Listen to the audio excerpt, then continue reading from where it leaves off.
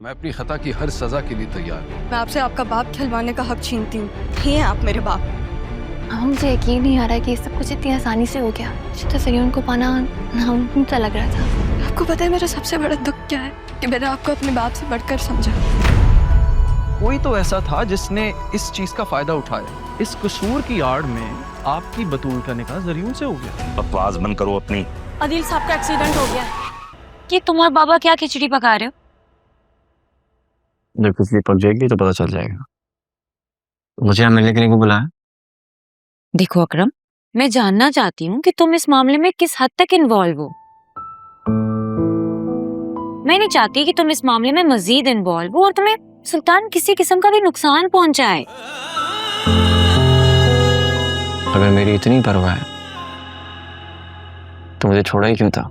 किसने किसको छोड़ा ये तो तुम भी बहुत अच्छे तरीके से जानते हो। ये तो बाबा की जिद थी कि तुम्हें सारे मामले से आगाह किया जाए। बाकी तो तुम सारी सिचुएशन जानते हो। इतना रूड क्यों बिहेव कर रही है? मान क्यों नहीं लेती कि तुम्हें मेरी फिक्र है? तुम्हें डर है कि मुझे कहीं कुछ हो ना जाए? हाँ, मुझे फिक्र है क्योंकि मैंने तुम्हें टूटते हुए बिखरते हुए देखा है। मैंने तुम्हारे ख्वाबों को चूर चूर होते हुए देखा है। इस सब से दूर रहो और कोई जरूरत नहीं है सुल्तान के ऑफिस में जाने की। वो एक सफाक आदमी है और वो किसी हद तक भी जा सकता है तुम्हें नुकसान पहुंचाने के लिए, क्योंकि उसकी नजर में इंसानी जान की कोई वैल्यू नहीं है। इस चीज को समझो प्लीज। नुकसान किसका होगा? मेरा ना। तुम्हें ज्यादा फिक्र करने की जरूरत नहीं। वैसे भी तुम्हारी तो शादी होने वाली है न्यूजीलैंड वाले लड़के के साथ। तो तुम भी तो शादी करने वाले हो ना?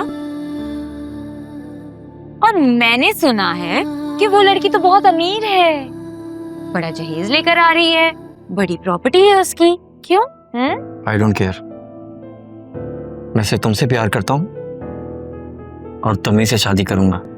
उसके लिए चाहे मुझे कुछ भी करना पड़े, किसी से भी लड़ना पड़े। और मैं बहुत जल्द अंकल से भी बात करने वाला हूँ। खबरदार जो तुमने बाबा से ऐसी कोई भी बात की, समझे?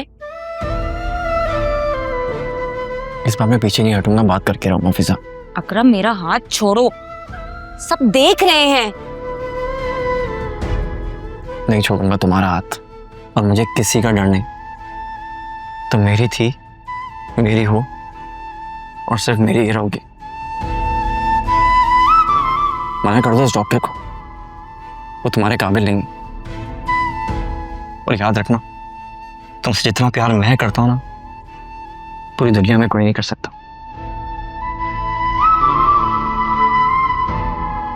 और फिर शुरू से शुरू करते।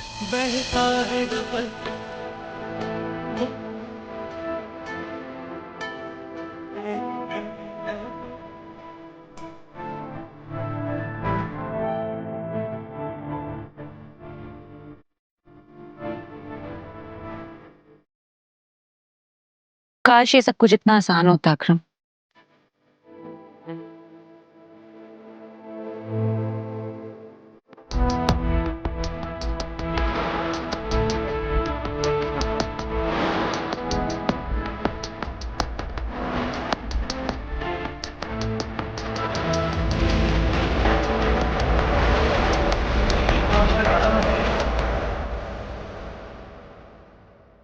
असफर, तुम यहाँ क्या कर? हाँ? मेरा आईडी कार्ड नहीं मिल रहा था, वो ढूंढ रहा हूँ। पेशी पे जा। तुम्हें पता है कहाँ है? अलमारी में क्या ढूंढ रहे थे? अभी बताया आईडी कार्ड ढूंढ रहा था, पेशी पे जाना है। तुम उदास क्यों हो रही हो?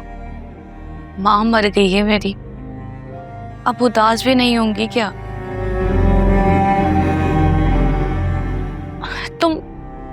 तुम वैसे हमेशा घर पर रहते हो, उस दिन भी घर में रुक जाते। आयरा की याद आ रही थी, उससे मिलने चला गया था।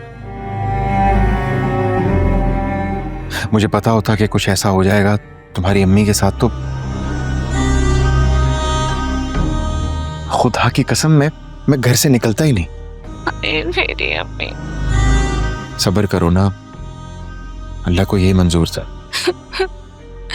सब्र ही तो नहीं आता। क्या चाहती हो तुम? कि तुम्हारी अम्मी अस्पतालों में ख्वार हो जाती,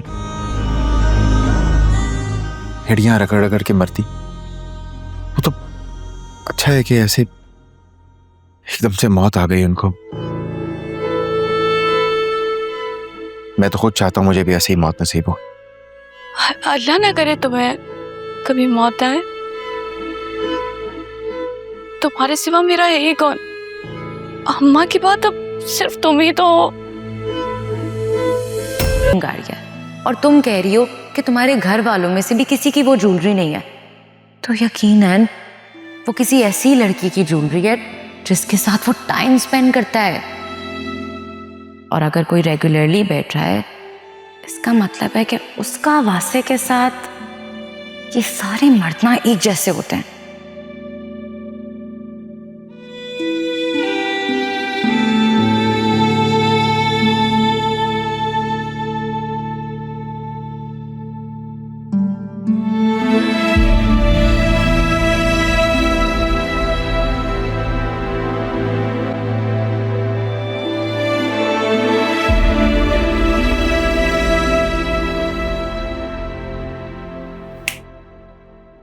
इधर का है वो? तो क्या सोच रही है? हाँ, मैं ठीक हूँ, बस ऐसे ही कुछ सोच रही थी। लेकिन क्या सोच रही है? यही कि लोग दूसरों को धोखा कैसे दे देते हैं। धोखा दरअसल इंसान की फितरत का एक हिस्सा है।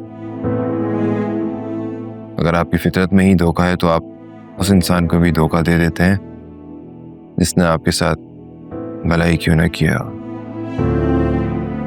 लेकिन अगर आपकी फितरत में धोखा नहीं है तो फिर आप अपना सर कटवा लेंगे लेकिन कभी किसी को धोखा नहीं देंगे।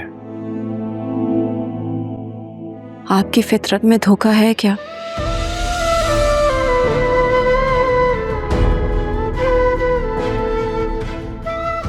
ये कैसा सवाल है?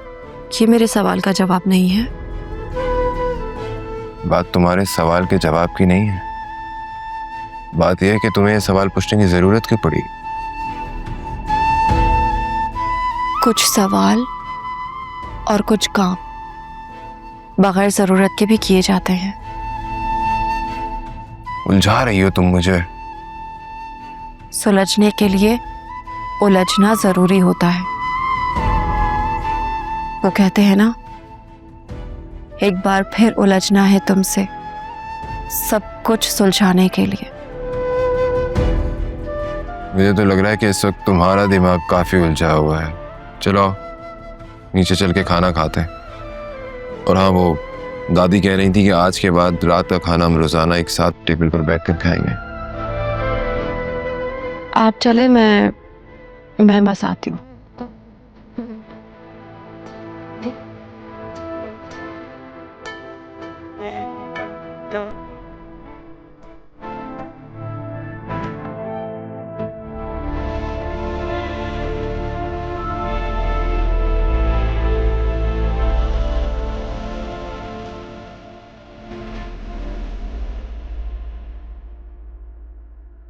बेटे की जिंदगी में तो आई नहीं, अब आकर बैठ गई हैं मेरा दिमाग खराब करने के लिए। मम्मी, पापा का सीन ऐसी चाहिए होगा। वो भाई कह रहे हैं यूनियन काउंसिल में उनके डेथ सर्टिफिकेट के लिए एप्लीकेशन देनी है। तुम्हारे बाबा के बेड की साइड वाली ड्रॉअर में रखा है, वहां से ले लो।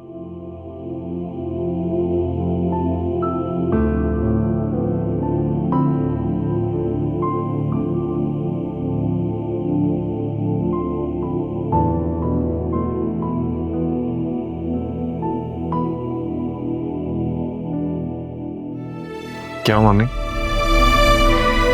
मूड क्यों खराब है? किसी ने कुछ कहा है? मुझे किसी ने क्या कुछ कहना है। तुम ये बताओ, तुम्हारी दादी वापस कब जाएंगी? No idea. ताया से बात हुई थी मेरी, वो कह रहे थे दादी ने रिटर्न टिकट तो बुक नहीं करवाई, वन वे टिकट ही बुक करवाई थी। कुछ महीने तो रुकेंगी वो। हैं? क्या कह रहे हो, कुछ महीने? क्यों भाई? 10 साल बाद आई है वो हमारे